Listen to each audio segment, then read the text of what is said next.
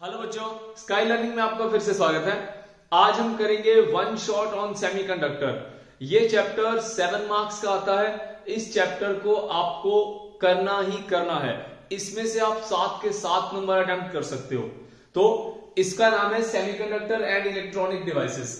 तो सेमीकंडक्टर क्या चीज होती है, ज्यादा टाइम न लेते हो मैं इसको स्टार्ट करता हूं। सेमीकंडक्टर क्या होता है? सेमीकंडक्टर वो डिवाइसेस होते हैं जो कि कंडक्टर और इंसुलेटर के बीच में कंडक्टिविटी रखते हैं। तो सेमीकंडक्टर, अब जैसे मोबाइल फोन है जो इस वीडियो को शूट कर रहा है, तो ये एक सेमीकंडक्टर डिवाइस है। जिसमें आप देख रहे हो मोबाइल फोन सेमीकंडक्टर डिवाइस है। लैपटॉप, कंप्यूटर, प्रोजेक्टर, एलईडीज, ये सब सेमीकंडक्टर डिवाइस होते हैं। ये सारे के सारे जो होते हैं लो वोल्टेज ऑपरेटिंग डिवाइस होते हैं। जैसे चार्जर होता है, चार्जर को आप लगा करके प्लग इन करके उसको आप हाथ लगाते हो ऑन करके, तो उसमें क्या होता है, आपको करंट नहीं लगता। देखा है ना आप, जैसे आप उसको मोबाइल में प्लग इन करते हो तो आपका हाथ उस पर लग जाता है तो कोई दिक्कत नहीं है। अब नॉर्मली वायर को लग जाए तो बहुत दिक्कत हो जाती है। समझ में आ गया? तो क्या इनमें क्या डिफरेंस होता है? जो चार्जर होता है उसके अंदर एक रेक्टिफायर लगा होता है, जो हम इस चैप्टर के अंदर पढ़ेंगे। लास्ट टॉपिक है रेक्टिफायर, एग्जाम के लिए इंपॉर्टेंट है, वो पूछा जाता है। तो स्टार्ट करते हैं। सेमीकंडक्टर क्या होता है? दोज डिवाइसेस हुज कंडक्टिविटी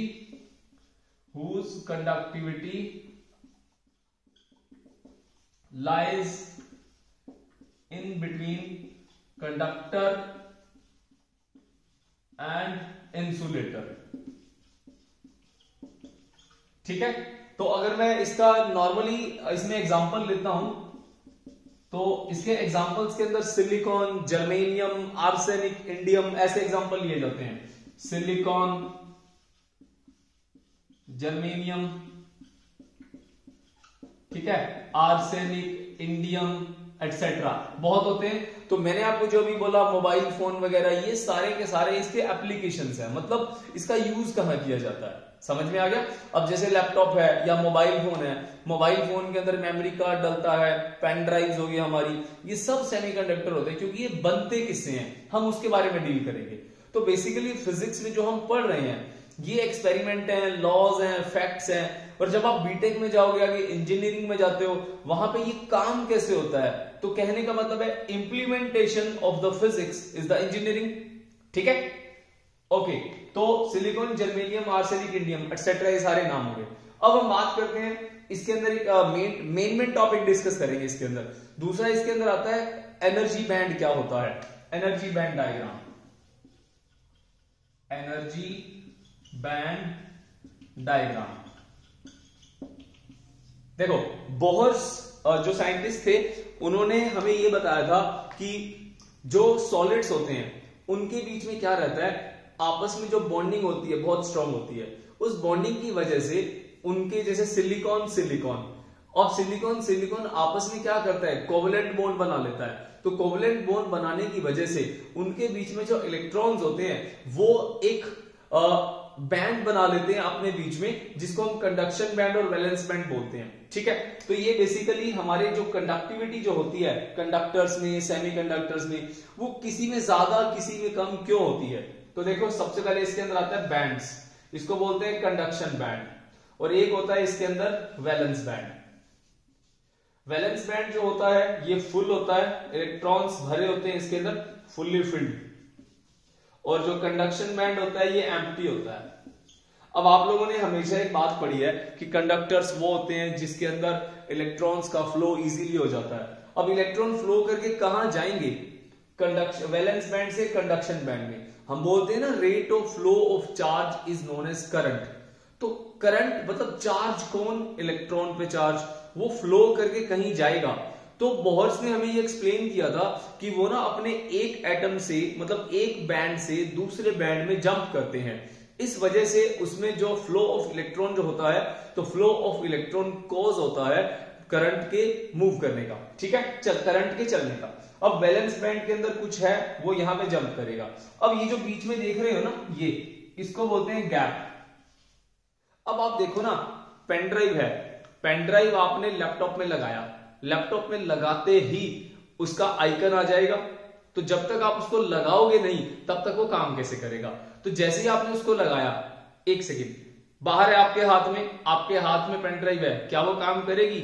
नहीं करेगी। जैसे आप उसको प्लग इन करोगे आप उसको इनपुट दोगे। इनपुट मतलब लैपटॉप से करंट कहां जाएगा, पेन ड्राइव में। वो क्या करेगा, उसके अंदर जो वैलेंस बैंड में जो इलेक्ट्रॉन होते हैं उनको कंडक्शन बैंड में जंप करवाएगा। जैसे ही वो जंप करेंगे अब आपको लैपटॉप को पता चल जाएगा कि ये एक पेन ड्राइव है, इसके अंदर इलेक्ट्रॉन मूव कर रहे हैं। तो अगर ये मूव करे तो क्या होगा, आइकन शो हो जाएगा। अगर मूव नहीं कर पाए तो आइकन शो नहीं होगा। समझ में आ गया। अब मूव करना ना करना ये डिस्कस करेंगे हम लोग। क्लियर हो गया। तो सबसे पहले आपने ये पढ़ लिया इसके अंदर कि एनर्जी बैंड्स के अंदर कंडक्शन बैंड और वैलेंस बैंड होता है। ठीक है। अब इसके बेसिस के ऊपर तीन चीजें पढ़नी है, कंडक्टर, सेमीकंडक्टर, इंसुलेटर्स। चलिए आगे इसको नोट करते रहना साथ साथ। ठीक है। सेमीकंडक्टर क्या होता है, एनर्जी बैंड डायग्राम क्या होते हैं। अब बात करेंगे इसके अंदर एनर्जी बैंड डायग्राम हमारे तीन तरह के होते हैं। ठीक है। सबसे पहला होता है कंडक्टर के लिए। तो आप ऐसे कह सकते हो एनर्जी बैंड डायग्राम बेसिकली हमें यह बताता है कि कौन कंडक्टिविटी करने के लायक है और कौन नहीं है। ठीक है।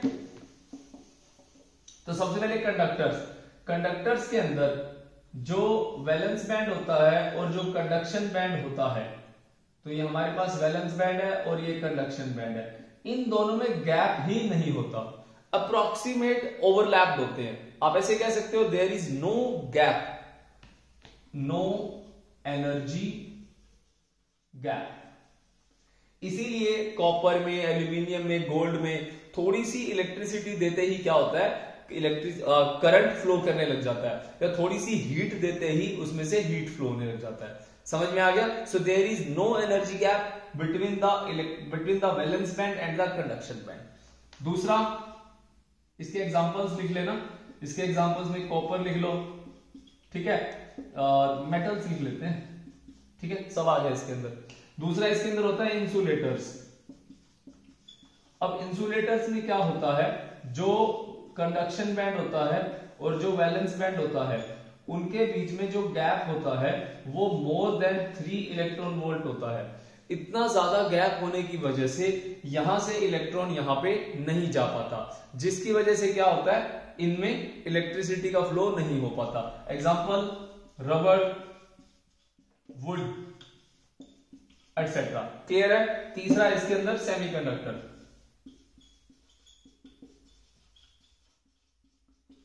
सेमीकंडक्टर के अंदर क्या होता है, जो ये गैप होता है इन दोनों के बीच में वो लेस देन 3 इलेक्ट्रॉन वोल्ट होता है। Valence band, conduction band. ठीक है। इन दोनों में गैप कितना होता है, लेस देन 3 इलेक्ट्रॉन वोल्ट। तो कहने का मतलब है नो गैप और 3 इलेक्ट्रॉन वोल्ट, इसके बीच में कौन आता है, सेमीकंडक्टर। इसीलिए इसके डेफिनेशन में मैंने लिखा इसकी कंडक्टिविटी वैलेंस में, इसकी कंडक्टिविटी इंसुलेटर और हमारे कंडक्टर्स के बीच में लाई करती है। ठीक है। Example silicon, germanium etcetera. Clear हो गया। अब इसमें एनर्जी गैप सिलिकॉन के लिए कितना होता है, जर्मेनियम के लिए कितना होता है, ऐसा क्वेश्चन पूछ लेते हैं। तो सिलिकॉन का सबसे ज्यादा पूछा जाता है 1.1 इलेक्ट्रॉन वोल्ट, ये आप याद रखना। ठीक है, 1.1 इलेक्ट्रॉन वोल्ट। और जर्मेनियम के लिए कितना होता है 0.72 electron volt.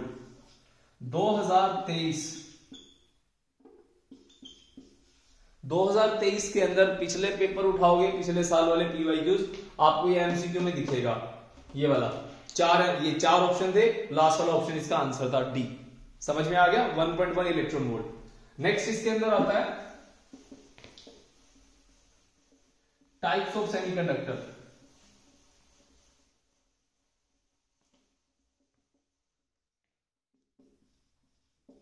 Types of semiconductor. एक होता है इसके अंदर इंट्रिंसिक और एक होता है इसके अंदर extrinsic. Intrinsic semiconductor, extrinsic semiconductor. Intrinsic कौन सा होता है, ये प्योर फॉर्म होती है, प्योर फॉर्म ऑफ सेमीकंडक्टर। ये कैसा होता है एक्सट्रिंसिक, इम्प्योर। इम्प्योर मतलब हम इंट्रिंसिक की कंडक्टिविटी को कंट्रोल करने के लिए एक्सट्रिंजिक में इंप्योरिटीज ऐड कर देते हैं, जिसकी वजह से ये ज्यादा बेटर हो जाता है, परफॉर्मेंस इसकी अच्छी होती है। तो इसको वन बाय वन डिस्कस करते हैं। सबसे पहले क्या है इसके अंदर हमारा इंट्रिंसिक। इंट्रिंसिक कौन सा होता है?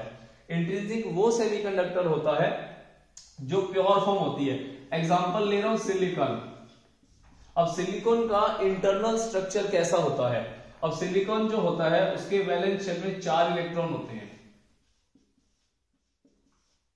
तो इसका आपस में बॉन्ड बन जाएगा, this is the covalent bond. Exam में अगर आ जाता है तो आपको इस तरह से डायग्राम बनाना है, सिलिकॉन का बना देना, ठीक है। तो ये आपस में 4 इलेक्ट्रॉन होते हैं सिलिकॉन के पास, 4 इसके आपस में क्या करेंगे, बॉन्ड बना लेंगे, ठीक है। अब इसके अंदर देखो, अब हम क्या करते हैं, हम इसकी कंडक्टिविटी चाहते हैं, ये इसका स्ट्रक्चर बन गया। अब हम क्या करेंगे, इसको थोड़ी सी हीट देंगे, इसको बोलते हैं कोवलेंट बॉन्ड। कोवलेंट बॉन्ड जब हम इसके अंदर से कंडक्टिविटी करवाना चाहते हैं, हम इसको हीट देंगे, हमने हीट दी। हीट मतलब हम इसको क्या करेंगे, हम इसको करंट देंगे ना, इसको करंट देंगे। करंट देने से क्या होगा, heating effect of current H = I² RT। इसमें हीट की वजह से ये बॉन्ड ब्रेक हो जाएगा, ये बॉन्ड टूट गया। इस बॉन्ड के टूटने से यहां से इलेक्ट्रॉन निकल के यहां आ गया, यहां क्या क्रिएट हो गया, होल। इस होल को बोलते हैं वेकेंट स्पेस, ठीक है। ये होल क्रिएट हो गया। अब जितने बॉन्ड ब्रेक होंगे उतने इलेक्ट्रॉन निकलेंगे, उतने होल्स जनरेट होंगे, ठीक है। तो इसका मतलब क्या है, number of electron = number of holes. Clear हो गया। अब दूसरी बात, करंट इसके अंदर किसकी वजह से बनता है, करंट बनता है इसके अंदर इलेक्ट्रॉन की वजह से प्लस होल्स की वजह से। करंट किस वजह से बनेगा, इलेक्ट्रॉन की वजह से एंड होल्स की वजह से। ये बात अच्छे से नोट कर लो, करंट एंड होल्स। यहां पे Ne और NH क्या है, ये number of electrons, number of holes, दोनों का अमाउंट सेम है। क्लियर। ओके, नेक्स्ट इसके अंदर आता है दूसरा। अब हम देखेंगे इसके अंदर कंडक्टिविटी ऑफ सेमीकंडक्टर्स क्या होती है। ये हो गया इंट्रिंसिक टाइप सेमीकंडक्टर, इसको बुक से डिटेल में पढ़ लेना, इसके अंदर और भी छोटी मोटी बातें हैं, उसको पढ़ लेना बुक में से, ठीक है। आगे चलते हैं। नेक्स्ट इसके अंदर आता है कंडक्टिविटी। कंडक्टिविटी ऑफ सेमीकंडक्टर, जिसमें कि हमारा ये I = IE + IH का एक छोटा सा डेरिवेशन है, इंपॉर्टेंट है। Conductivity of semiconductor.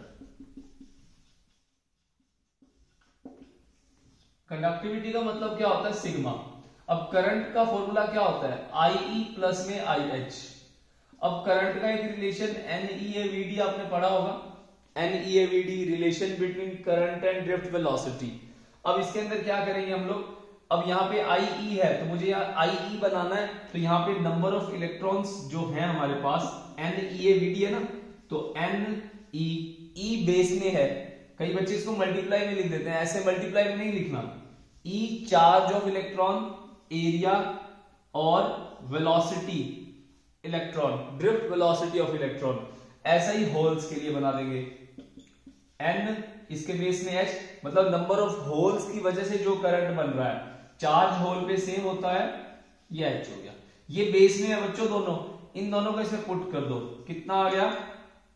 अब यहां से कॉमन क्या आ रहा है, E × A कॉमन आएगा, NeVe प्लस NH और VH। समझ में आ गया। कंडक्टिविटी बनानी है, कंडक्टिविटी का मतलब सिग्मा होता है। अब A को इससे डिवाइड कर दो, I/A = E NeVe plus NH/VH। इसको बोलते हैं J। J का मतलब होता है current density, J = E NeVe plus NH/VH, ठीक है, VH।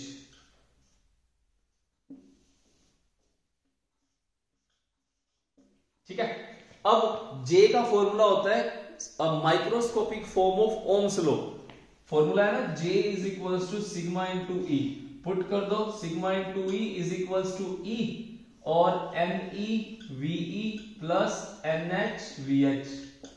सिग्मा आ गया मतलब कंडक्टिविटी आ गया, ई से डिवाइड कर दो, sigma is equal to e, e यहां डिवाइड हो जाएगा एन ई वी ई बटे e plus n h v h divide by e. अब एक फॉर्मूला होता है मोबिलिटी, मोबिलिटी का फॉर्मूला क्या होता है, drift velocity by electric field, mobility. ठीक है, तो इसके लिए थोड़ा सा करंट इलेक्ट्रिसिटी आपको पढ़ना होगा, मैंने वैसे फॉर्मूले बता दिए हैं। ये फॉर्मूला एक याद रखना है आपको, नंबर 1, फिर उसके बाद नंबर 2 और नंबर 3, बस ये आपका आंसर आ गया। तो sigma is equal to e n e, इसको क्या लिखोगे, म्यू इंटू ई, ठीक है, और एन एच और म्यू एच, ये बच्चों आ गई कंडक्टिविटी। समझ में आ गया, इसको नोट कर लो फटाफट, इसका स्क्रीनशॉट ले लेना और इसको समझ लेना, जो नहीं समझ में आए इसको बैक करो, दोबारा देखो। चलें आगे।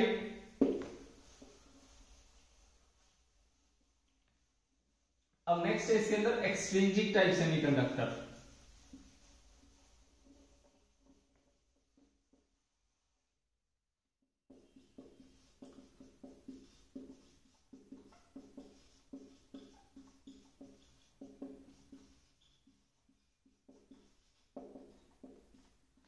एक्सट्रिंसिक टाइप सेमीकंडक्टर कौन सा होता है, ये वो सेमीकंडक्टर होता है जो इम्प्योर होता है। इम्प्योर मतलब इसमें हम क्या करते हैं, डोपिंग करते हैं।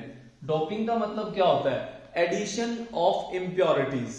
डोपिंग का मतलब क्या होता है, एडिशन ऑफ इम्प्योरिटीज, ठीक है, एडिशन ऑफ इम्प्योरिटीज। दूसरी चीज, इसमें जो सेमीकंडक्टर एक्सट्रिंसिक है ये दो तरह का होता है, इसके फर्दर दो टाइप्स होते हैं, टू टाइप्स। तो टू टाइप्स कैसे बने, हमने जो डोपिंग करनी है वो दो तरह से करते हैं। पहला होता है इसके अंदर एन टाइप, दूसरा होता है इसके अंदर पी टाइप। इसी से ही पीएन जंक्शन बनता है। तो एन टाइप कौन सा होता है, एन टाइप वो सेमीकंडक्टर होता है जिसके अंदर हम लोग पेंटावेलेंट इंप्योरिटी ऐड करते हैं, पेंटावेलेंट इंप्योरिटी। इसका मतलब क्या होता है, सिलिकॉन हमारे पास प्योर है, सिलिकॉन है, ठीक है, ये सिलिकॉन है,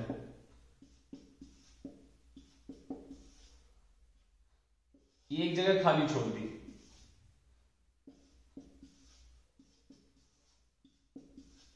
इसको खाली कर देते हैं, यहां सिलिकॉन लिख देते हैं। अब यहां पे हम लोग वो एटम ऐड करेंगे जिसके पास 5 इलेक्ट्रॉन है वैलेंस शेल के अंदर। एग्जांपल ले लेता हूं मैं इसका, जैसे यहां पे इंडियम हो गया, इसके अंदर इंडियम नहीं, आर्सेनिक, फॉस्फोरस हो गया, आर्सेनिक हो गया, तो आर्सेनिक यहां ऐड कर देता हूं, ठीक है।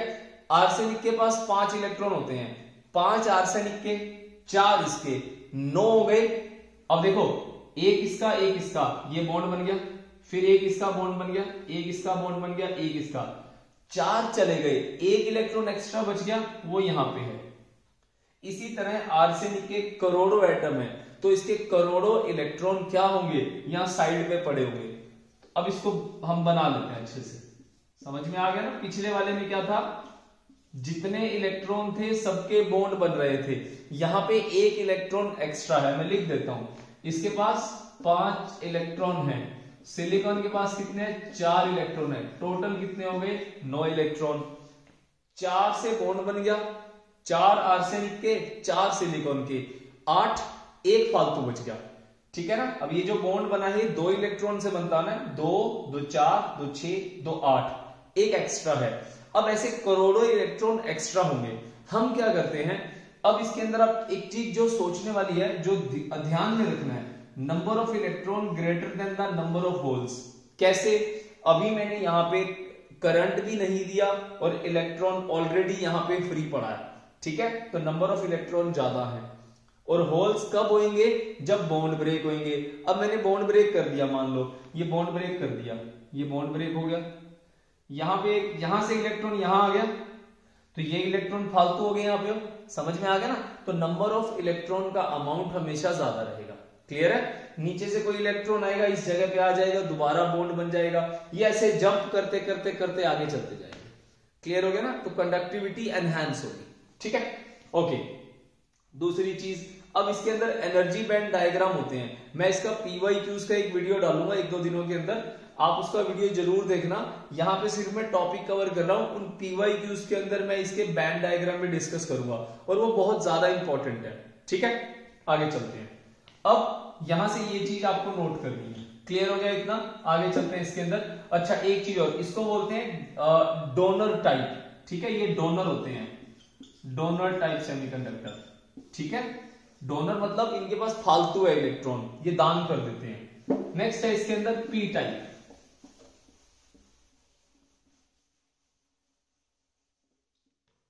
सेकंड है इसके अंदर पी टाइप। पी टाइप कौन से होते हैं? ये ट्राइवेलेंट होते हैं।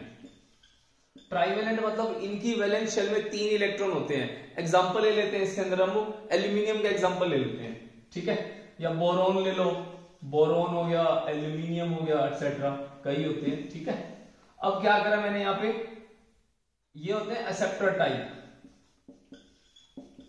एक्सेप्टर टाइप, तो यहां सिलिकॉन हो गया, फिर दोबारा वही डायग्राम बनाएंगे क्योंकि इस डायग्राम से ज्यादा समझ में आता है। ये बोरोन ले लो, तो यहां सिलिकॉन आ गया, यहां सिलिकॉन, वही दोबारा भाई हमें 9 एटम लेने होते हैं समझने के लिए, ताकि थोड़ा कवर अप हो जाए, वैक्सा बन जाता है ना ये।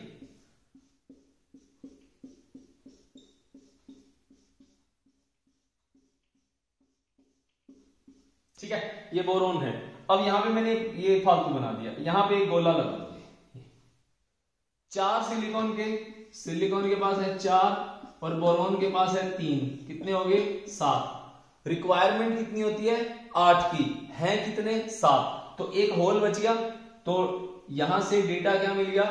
NH is greater than number of electrons. Clear हो गया?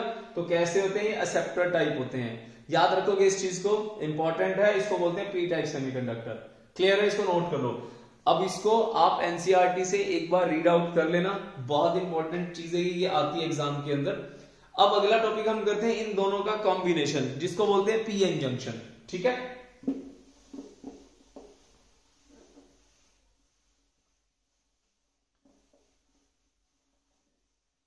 नेक्स्ट है इसके अंदर पीएन जंक्शन। अगर आप PYQs उठाते हो तो उसमें हमेशा पूछा जाता है कि पीएन जंक्शन के फॉर्मेशन क्या होते हैं। पीएन जंक्शन होता क्या है? हमने क्या किया, एक पी टाइप प्लेट ली, एक पी टाइप सेमीकंडक्टर लिया और एक एन टाइप सेमीकंडक्टर लिया। इन दोनों को हाईली हीट कर दिया, जैसे हम टोस्ट बनाते हैं या कोई सैंडविच बनाते हैं। एक ब्रेड लिया, फिर एक और ब्रेड लिया, उसके बीच में एक टॉपिंग करी, उसको बंद किया और रख दिया उसको मशीन के अंदर। जब देखो, जब वो हीटअप होता है तो आप देखते हो ना, एक ब्रेड और दूसरे ब्रेड के जो वो होते हैं, पार्टिकल्स होते हैं, वो एक दूसरे में मर्ज हो जाते हैं, चिपक जाता है। वो सेम यहां होता है। ठीक है, तो P और N आपस में मिलते हैं। अब जैसे P के पास क्या होता है, P के पास होल ज्यादा है, N के पास इलेक्ट्रॉन ज्यादा है। मैं बना लेता हूं, होल पॉजिटिव चार्ज कैरियर्स और इलेक्ट्रॉन जो होते हैं वो नेगेटिव चार्ज कैरियर्स, जो कि हमारे N के पास होते हैं। N के पास इलेक्ट्रॉन ज्यादा होते हैं, P के पास होल्स ज्यादा होते हैं। N नेगेटिव, P पॉजिटिव, ऐसे याद रख लो। अब जब क्या होगा, जब हम इसको हाईली हीट करेंगे तो यहां से इलेक्ट्रॉन इधर आएंगे, इसको बोलते हैं इलेक्ट्रॉन डिफ्यूजन, और यहां से होल्स जाएंगे, इसको बोलते हैं होल्स डिफ्यूजन। समझ में आ गया? Electron diffusion, holes diffusion. तो इसमें पूछा जाता है इसमें कितने प्रोसेस होते हैं। यहां पे 2 प्रोसेस इन्वॉल्व होते हैं, एक होता है डिफ्यूजन, एक होता है ड्रिफ्ट प्रोसेसेस।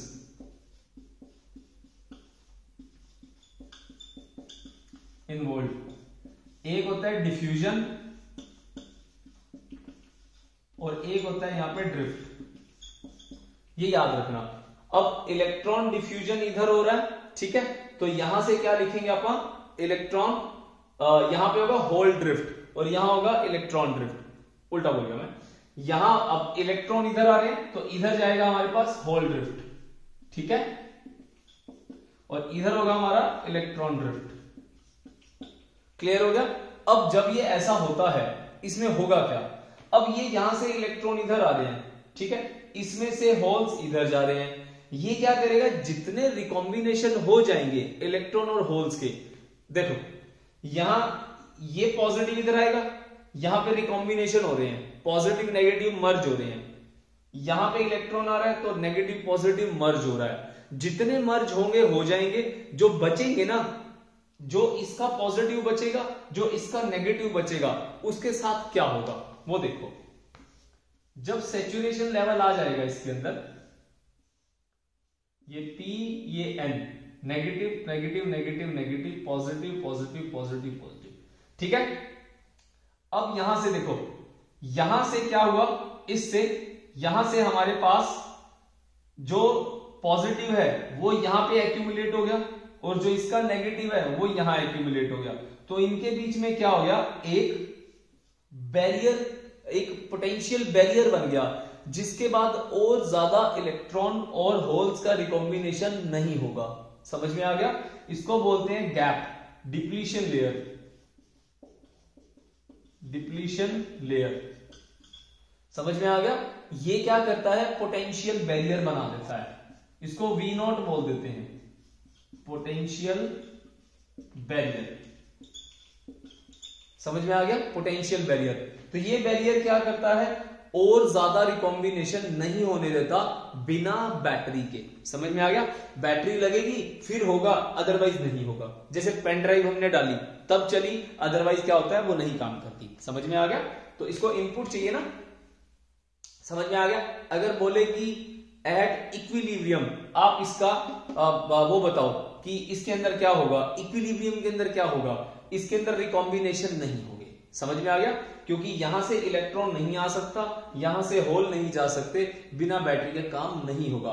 अब बैटरी लगाना क्या होता है वो देखो, उसको बोलते हैं बाइसिंग। इसको नोट करते रहना, साथ साथ इसका स्क्रीनशॉट लेते रहना, ठीक है। दूसरे नंबर पे आता है इसके अंदर अगला टॉपिक, बाइसिंग क्या होती है। बाइसिंग, बाइसिंग का मतलब क्या होता है, बैटरी लगाना, ठीक है। दो तरह से बैटरी लग सकती है, एक होती है फॉरवर्ड, एक होती है reverse. Forward biasing, reverse biasing क्या होती है, समझ लो, रेक्टिफायर में बहुत काम आएगा ये, ठीक है। फॉरवर्ड बाइसिंग और रिवर्स बाइसिंग। तो सबसे पहले होता है फॉरवर्ड बाइसिंग। फॉरवर्ड बाइसिंग क्या होती है, इसमें हम लोग ये पीएन जंक्शन बना लेते हैं, ठीक है। पीएन जंक्शन, इसको डायोड भी बोलते हैं, पी और एन।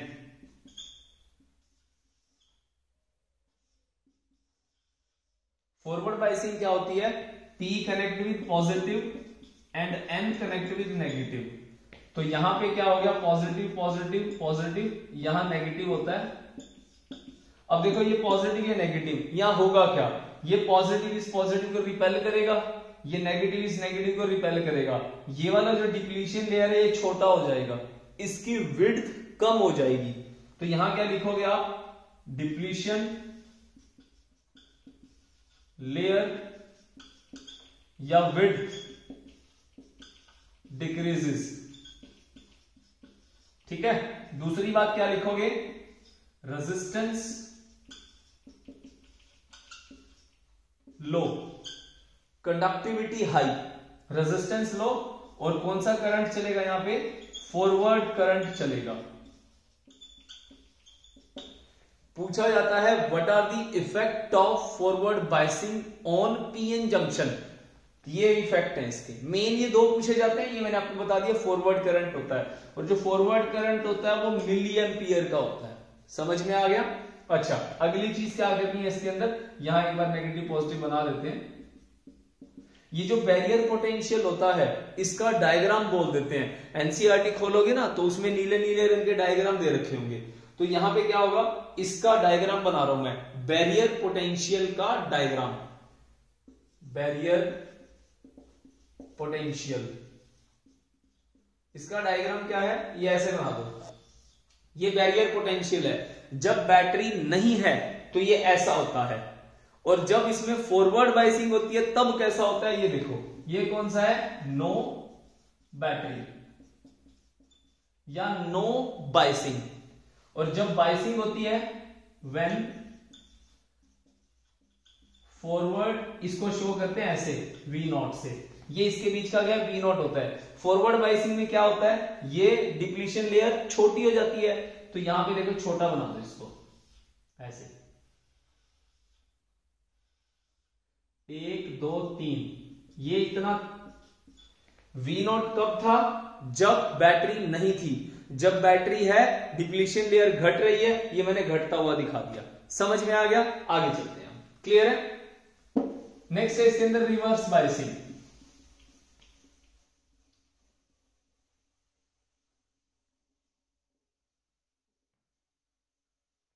कंपैरिजन कर लेंगे, मैंने ये छोड़ दिया, अगले का कंपैरिजन देख लेंगे इसके साथ, तीसरे का। तो सेकंड है हमारे अंदर यहां पे रिवर्स बाइसिंग। रिवर्स बाइसिंग के अंदर क्या होता है, P connect with negative and N connect with positive. ठीक है, P connect with negative and N connect with positive. ये पॉजिटिव होता है, ये पॉजिटिव होता है, ये नेगेटिव होता है।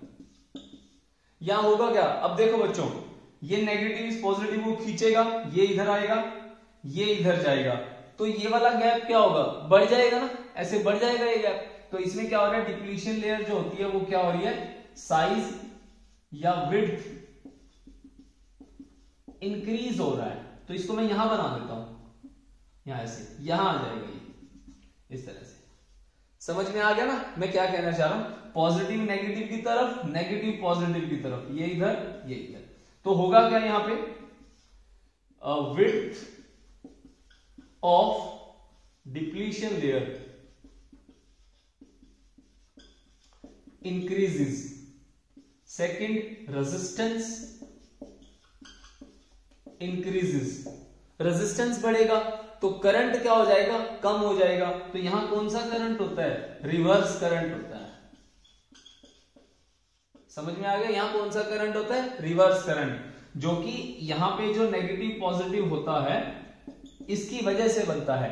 ये वाला जो नेगेटिव पॉजिटिव है ना, ये इनकी वजह से करंट बनता है, ड्यू टू माइनॉरिटी कैरियर्स। इसीलिए इसका करंट छोटा होता है अमाउंट में, जो कि माइक्रो एम्पियर का होता है, माइक्रो एम्पियर का। समझ में आ गया, ये मैं मेन बातें बता रहा हूं आपको थोड़े फास्ट नोट के लिए, तो इसमें मेन है, इसको एक बार याद रख लेना, ये बहुत काम की चीजें हैं। समझ में आ गया, ठीक है। अब क्या होगा, इसका डायग्राम देख लेते हैं रिवर्स में, reverse biasing, when reverse biasing. तो देखो यहां पे क्या हो रहा है, विड्थ बढ़ रही है ना, न्यूट्रल में इतनी है, कम होएगी तो ये वाला, बढ़ेगी तो क्या होगा, ये न्यूट्रल है V नॉट, अब बढ़ रही है ना ऐसे 1 2। समझ में आ गया ना, ऊपर की तरफ बढ़ा हुआ दिखा दो, तो ये विड्थ के ऊपर इंपैक्ट पड़ता है। समझ में आ गया, आगे चलते हैं, स्क्रीनशॉट लेते रहना, ठीक है, ओके।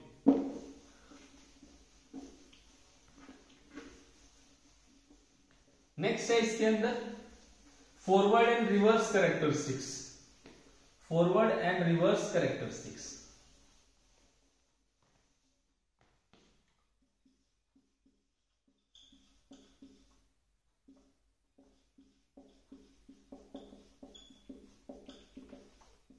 फॉरवर्ड कैरेक्टरिस्टिक्स क्या होती है, पीएन जंक्शन को शो कैसे करते हैं, ऐसे, ये P है, ये N है, ये सिंबल होते हैं, इसको डायोड बोलते हैं। ठीक है, डायोड, एलईडी, फोन की स्क्रीन देख लो, जो जहां पे इंडिकेटर आता है नीली लाइट, ठीक है, या फोन का कैमरे के पीछे जो आपकी फ्लैश लाइट होती है एलईडी, उसका सिंबल ऐसा होता है। बट एलईडी के लिए इसके ऊपर हम गोला लगा देते हैं, सिलेबस में नहीं है, बस ध्यान रखना इसको, ठीक है। इसको बोलते हैं पीएन जंक्शन। क्लियर हो गया, ओके। अब हम इसके फॉरवर्ड कैरेक्टरिस्टिक्स कर रहे हैं, इसका डायग्राम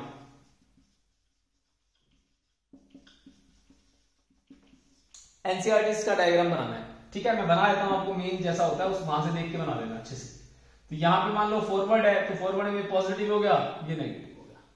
क्लियर हो गया, ये इसका डायग्राम है। इसमें वोल्ट मीटर और एमीटर कनेक्ट कर लेना वेरिएबल रेजिस्टेंस के साथ। एनसीईआरटी से इसका डायग्राम ढंग से बना देना।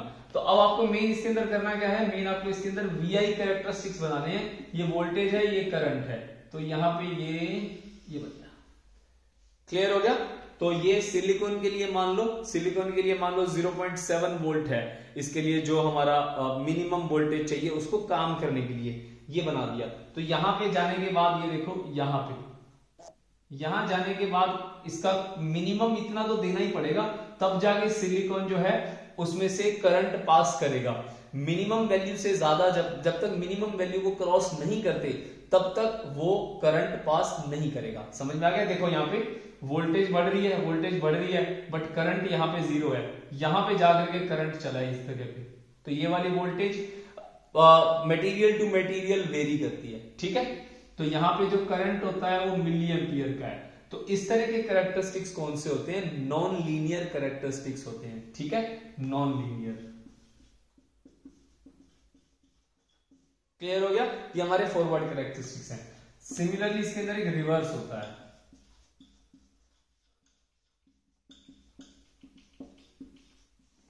रिवर्स के अंदर इसको उल्टा कर दो,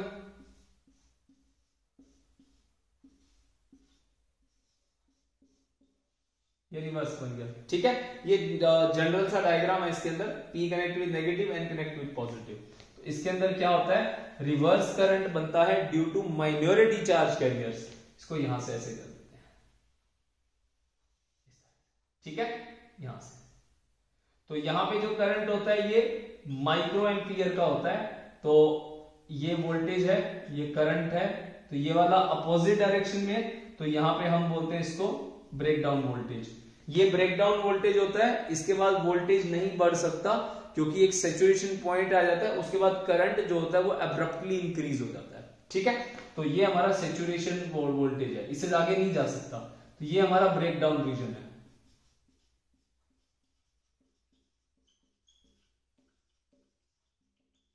ब्रेकडाउन रीजन, ठीक है। तो मोटा मोटा एक बार इसको कवर कर दिया मैंने, इसको एक बार ढंग से पढ़ लेना, समझ में आ गया। नेक्स्ट है इसके अंदर PN junction application, last topic rectifier.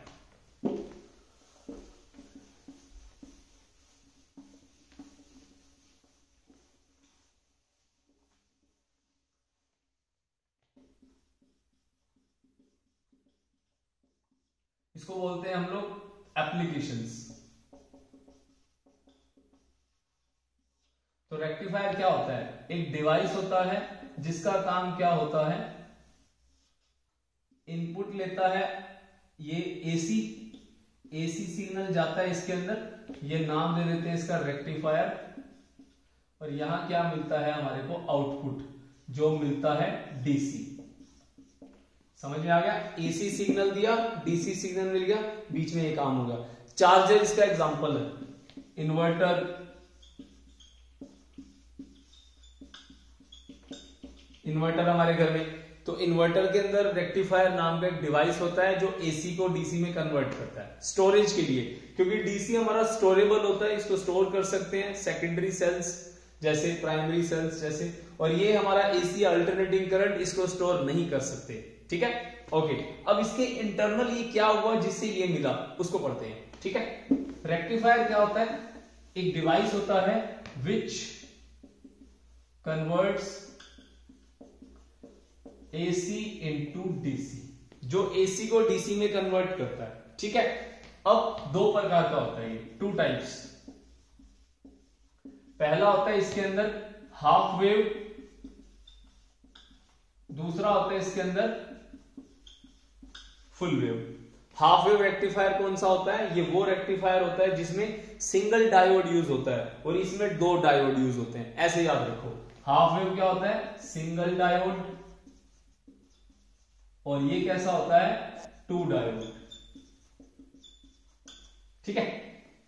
तो हाफ वेव को हम एक्सप्लेनेशन करेंगे 1 बाय 1 दोनों के लिए। 5 मार्क्स का क्वेश्चन, 3 मार्क्स का क्वेश्चन आ सकता है इसमें से कोई भी।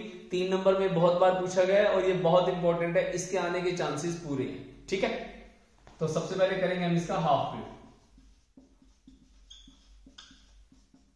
मेन होता है इसके अंदर डायग्राम बना लेते हैं इसका। इसमें एक यूज होता है डायोड और एक यूज होता है step down transformer.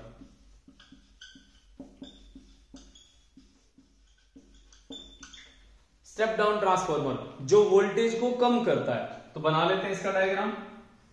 Primary winding,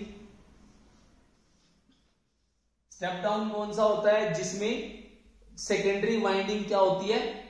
छोटी होती है, मतलब नंबर ऑफ टर्न सेकेंडरी में कम होते हैं। ठीक है, तो हम बना लेते हैं इसको। ये बना लिया, एक डायोड लगा दो और यहां पे क्या करो, एक लोड लगा दो आउटपुट के लिए। ये डायोड लगा दिया डी, ये इसकी कर दी कपलिंग। समझ में आ गया? Primary winding, secondary winding, AC signal, ये सोर्स है एसी, एसी। समझ में आ गया? अब इसकी वर्किंग समझते हैं, ये काम कैसे करता है। देखो, हम इनपुट में क्या देते हैं? इनपुट, इनपुट में हमने ये साइकिल दिया, इसमें क्या है? इसके अंदर दो पीक हैं, एक पॉजिटिव है, एक नेगेटिव है। पहले हाफ साइकिल में ये कैसा बिहेव करता है, फिर दूसरे नेगेटिव हाफ में कैसा बिहेव करता है, ये समझते हैं। ठीक है, ध्यान देना एक बार। इसको ए बोल दो, इसको बी बोल दो। ये पॉजिटिव हाफ है, ठीक है। तो फर्स्ट पॉजिटिव,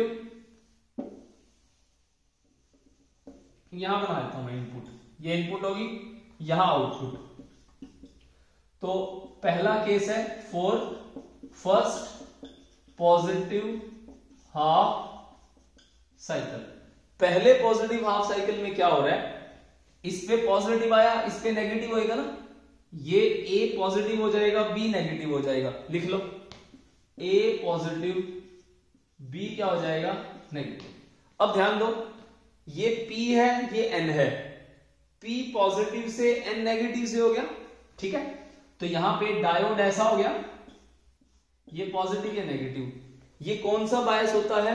अभी बताया था, वीडियो बैक कर सकते हो। कौन सा बायस है ये? Forward bias, forward bias. समझ में आ गया? डायोड क्या बन गया? Forward bias. तो इसका मतलब यहां से करंट जा सकता है। ये कैसा बिहेव करेगा? क्लोज सर्किट की तरह। क्लोज सर्किट का मतलब करंट को अलाउ कर देगा। तो इसका मतलब आउटपुट कैसा मिलेगा? आउटपुट जैसा दिया है वैसा मिलेगा। समझ में आ गया? जैसा आउटपुट दिया वैसा, जैसा इनपुट दिया वैसा आउटपुट मिलेगा। इसको नोट करो। अब इसके बाद नेगेटिव में क्या होता है, फिर वो नोट करते हैं, फिर दोनों को मिला देंगे। ठीक है, नोट करो तब तक इसको। फिर क्या होता है? केस 2 मतलब negative half cycle, for negative half cycle. ठीक है, तो नेगेटिव हाफ साइकिल क्या है हमारा? ये वाला है, ये नेगेटिव हाफ हो गया। इसके अंदर ए क्या हो जाएगा? नेगेटिव, बी क्या हो जाएगा? पॉजिटिव। तो डायोड किस में चला गया? डायोड चला गया रिवर्स बाइसिंग के अंदर। ठीक है, डी किस में चला गया? रिवर्स बाइसिंग के अंदर। डी मतलब डायोड रिवर्स बाइस में गया। तो रिवर्स बाइस का मतलब क्या होता है? करंट नहीं मिलेगा। वो करंट बहुत थोड़ा होता है, कितने एम्पियर? माइक्रो एम्पियर का। ठीक है, तो इसके अंदर नेग्लिजिबल माना जाएगा। तो आउटपुट क्या होगी यहां पे? ब्लैंक। समझ में आ गया? तो ये मिल गया और यहां पे कुछ नहीं मिला। इन दोनों को जोड़ दो तो फाइनल आउटपुट क्या हो गया? फाइनल आउटपुट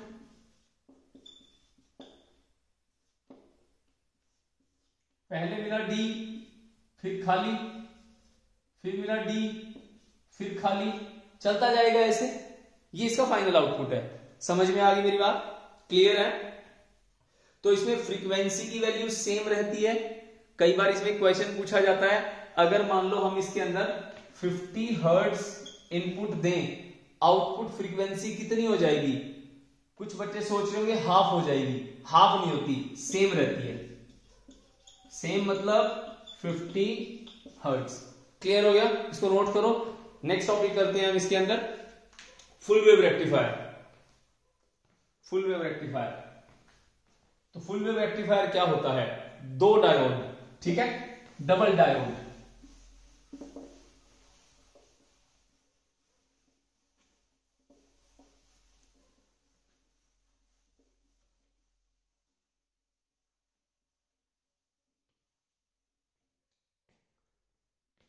सेकेंड है फुल वेव।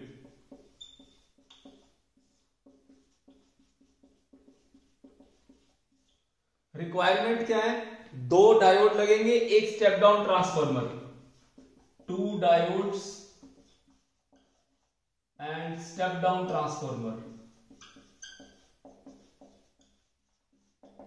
ठीक है, स्टेप डाउन डायग्राम बना लेते हैं।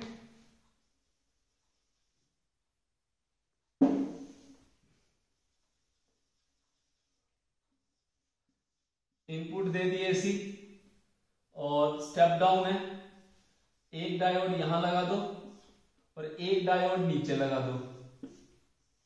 इसको बोलते हैं सेंटर टैप्ड ट्रांसफॉर्मर। किताबों में लिखा होता है सेंटर टैप, तो यहां लिख दो सेंटर टैप। सेंटर टैप्ड का मतलब क्या होता है, टैप का मतलब क्या होता है 20। तो यहां पे क्या करा, ये यहां से आउटपुट लेने के लिए हम क्या करते हैं, यहां से एक तार लगा देंगे, इसको मिला दो, यहां से एक तार ली, इसके ऊपर से टपा ली, इसको यहां ले गए, इसकी आउटपुट को हमने यहां रखा, इसको यहां रखा, यहां से आउटपुट मिल गई। समझ में आ गया, सेंटर टैप्ड ट्रांसफॉर्मर बोलते हैं इसको। इसका नाम लिख दो D1, इसका नाम लिख दो D2। ये प्राइमरी वाइंडिंग, ये सेकेंडरी वाइंडिंग, आउटपुट यहां मिलेगा। क्लियर हो गया। तो इनपुट क्या दिया इसके अंदर, ये positive half cycle, negative half cycle, एक एक करके डिस्कस करते हैं। Case 1 for positive half cycle. Positive half cycle में क्या होगा, जो D1 है और D2, D1 यहां पॉजिटिव यहां नेगेटिव, ये पॉजिटिव हो गया ये नेगेटिव हो गया, तो D1 लिखोगे, D1 किस में गया, फॉरवर्ड बायस में। D2 का P नेगेटिव है ना, देखो ये P होता है हिस्सा, तो D2 किस में गया, रिवर्स बायस के अंदर। तो D1 क्या हो गया, फॉरवर्ड बायस, D2 किस में चला गया, रिवर्स बायस में। कब, जब साइकिल हमारा ये वाला दिया है, कौन सा, पॉजिटिव। क्लियर हो गया। तो इसका मतलब आउटपुट कैसा मिलेगा, एक डायोड की वजह से मिलेगा। कितना मिलेगा आउटपुट, सेम जो दिया है, यहां लिख दोगे D1। क्लियर हो गया। उसके बाद for the negative half cycle, case 2 for negative half cycle, इसमें क्या है, ये वाला। अब ये वाले नेगेटिव से ये क्या हो जाएगा, माइनस, और ये क्या हो जाएगा, प्लस। तो यहां पे ये फॉरवर्ड बायस गया, सॉरी ये रिवर्स बायस, तो D1 किस में गया, रिवर्स बायस, D2 किस में गया, फॉरवर्ड बायस। आउटपुट किसकी वजह से मिलेगा इस बार, D2 की वजह से, तो यहां लिख दो आउटपुट कितना मिला, D2। इन दोनों को मिला दो, फाइनल आउटपुट कितना आ गया, फाइनल आउटपुट D1 D2 फिर D1 फिर D2, खेल खत्म। समझ में आ गया, क्लियर है। तो ये है हमारा full wave rectifier. Main diagram बनाना है, सेंटर ट्रैप ट्रांसफॉर्मर यूज होगा, दो डायोड यूज होंगे। पहले D1 किस में जाएगा, हमारा फॉरवर्ड बायस में पॉजिटिव हाफ साइकिल के लिए, फिर D2 किस में जाएगा, फॉरवर्ड बायस में नेगेटिव के लिए। दोनों का आउटपुट कंबाइन कर दिया, final output will be there. Clear हो गया। अब छोटी सी बात लास्ट 1 मिनट की, इसमें कैपेसिटर का क्या रोल प्ले होता है, इसको नोट कर लो, इसका स्क्रीनशॉट ले लो। Capacitor as a filter circuit use करते हैं हम इसके अंदर। कैपेसिटर को यूज करते हैं फिल्टर करने के लिए। देखो आपको क्या मिला इसके अंदर, आपने यहां पे इनपुट दी ये, तो रेक्टिफायर से आपको आउटपुट क्या मिली, ये वाली। अगर हम इसके ऊपर एक टेंजेंट ड्रॉ करते हैं, टेंजेंट यहां से, तो अगर मैं इसको देखूं, इसका आउटपुट कैसा है, ये है, इसको बोलते हैं रिपल्ड आउटपुट है। सॉलिड डीसी नहीं है ये, रिपल्ड आउटपुट। ये कौन सा है, फुल वेव। तो हमें ऐसा नहीं चाहिए ना, हमें चाहिए इसको थोड़ा सा सॉलिड। ये रिपल्ड है, मतलब AC प्लस DC है ये, ठीक है। ये कैसी है, AC प्लस DC। अब इसको छानते हैं, जैसे हम लोग चाय बना करके छलनी लगा दी और छान लिया, छलनी ऊपर, मतलब जो अलाउ है वो तो ग्लास में, जो डिस अलाउ है वो छलनी में। सेम कैपेसिटर कैसा रोल प्ले करता है यहां पे छलनी की तरह। देखो कैसे, यहां पे कैपेसिटर लगा देता हूं मैं, ये कैपेसिटर लगा दिया, इसके बाद क्या करते हैं, लोड लगाते हैं, फाइनल उसमें जो लोड हमने जो उसमें रेजिस्टेंस लगाया था, ठीक है, ये इनपुट है हमारी। अब क्या होगा, ये वाला कैपेसिटर में से पास होगा कि नहीं होगा वो चेक करना है। कैपेसिटर का रेजिस्टेंस क्या होता है, XC, 1/2 पाई फ्रीक्वेंसी C, आपने पढ़ा हुआ 1/ω/c, 1/ω/c। अब AC और DC में से फ्रीक्वेंसी चेक करो, AC की फ्रीक्वेंसी ज्यादा होती है, रेजिस्टेंस कम होएगा, रेजिस्टेंस कम होएगा तो कैपेसिटर AC को अलाउ कर देता है। देखो AC का फ्रीक्वेंसी होता है हाई, तो रेजिस्टेंस क्या हो जाएगा, कम, रेजिस्टेंस कम तो क्या करेगा, अलाउ कर देगा। AC का खेल तो ये हो गया बच्चों। Why capacitor allows AC and blocks DC? Allows AC because resistance for the AC is low, ठीक है। For DC frequency is 0, resistance is high, resistance is high, तो यहां से ये रेजिस्टेंस बहुत ज्यादा है डीसी के लिए, तो डीसी यहां पे आ रहा होगा, ये इसको मना कर देगा, तो क्या होगा, ये इधर चला जाएगा DC. DC will be your output. AC यहां चला गया, डीसी सीधा निकल गया, तो ये क्या हो गया, फिल्टर। क्लियर हो गया, समझ में आ गया, ठीक है। दूसरी बात, फ्रीक्वेंसी, फ्रीक्वेंसी कितनी होती है, डबल होती है, याद रखना। फुल वेव रेक्टिफायर में फ्रीक्वेंसी की वैल्यू डबल होती है। मान लो मैंने 50 हर्ट्ज की फ्रीक्वेंसी दी तो कितनी हो जाएगी, 100। 50 हर्ट्ज सप्लाई करा तो 100 हर्ट्ज आपको मिला, और हाफ वेव रेक्टिफायर में 50 दिया तो कितना मिला, सेम मिला। क्लियर है, आई होप आपको ये वीडियो समझ में आ गया होगा, ठीक है। तो ये बहुत इंपॉर्टेंट है, 7 नंबर के क्वेश्चंस इसमें से आते हैं, इस चैप्टर को बिल्कुल भी नहीं छोड़ना, ठीक है। All the very best, bye bye.